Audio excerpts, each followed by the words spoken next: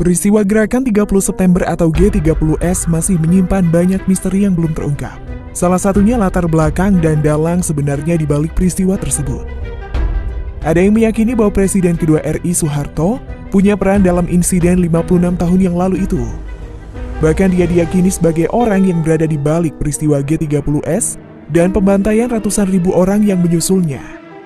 Sebab meskipun Soeharto salah satu jenderal TNI saat itu, namun dia tidak diculik dan dibunuh oleh PKI seperti jenderal-jenderal lainnya.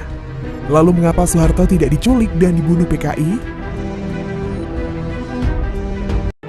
Seusai peristiwa G30S PKI tahun 1965, pengaruh Soekarno pun mulai meredup.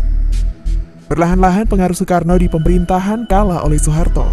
Hasilnya pada tahun 1967, Soeharto pun diangkat menjadi pejabat presiden, sedangkan Soekarno saat itu menjadi presiden nonaktif.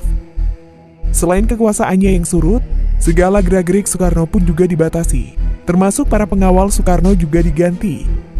Itu seperti yang ditulis dalam buku 80 tahun, Sidarto dan Subroto Jalan Terjal Perubahan, dari ajudan Soekarno sampai Watimpres Joko Widodo. Dalam buku itu disebutkan detasemen kawal pribadi atau DKP yang mengawal Soekarno digantikan oleh Satuan Tugas Polisi Militer Angkatan Darat atau Satgas Pomat pada 16 Agustus 1967. Pergantian itu membuat Soekarno sempat down dan merasa kehilangan segalanya, sebab DKP merupakan ring satu yang selalu menjaganya sebelum proklamasi kemerdekaan Indonesia. Karena Komandan DKP Ajun Komisaris Besar Polisi Mangil Martowijoyo sudah ditahan, Sudio dan beberapa perwira DKP bersama beberapa perwira Korps Komando Angkatan Laut atau sekarang Marinir, sekitar 15 orang mengadakan rapat-rapat untuk merancang rencana melarikan Bung Karno dari tahanan.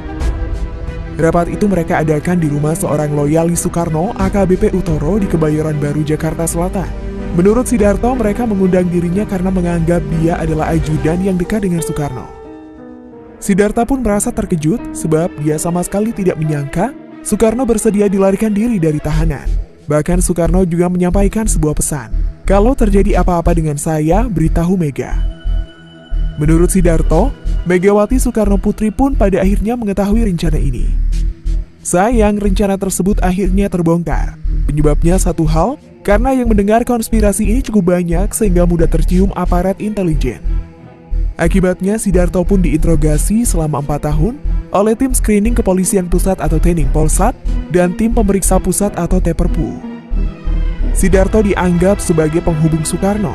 Setiap ditanya tentang rencana ini, ia selalu membantah pernah lapor kepada Bung Karno.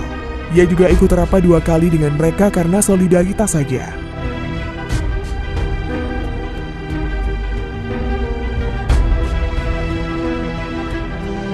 Nah, semoga video ini bisa bermanfaat buat kalian semua ya. Jangan lupa untuk tuliskan komentar kalian di kolom komentar. Dan jangan lupa untuk klik tombol subscribe dan aktifkan lonceng notifikasinya. Terima kasih dan sampai jumpa.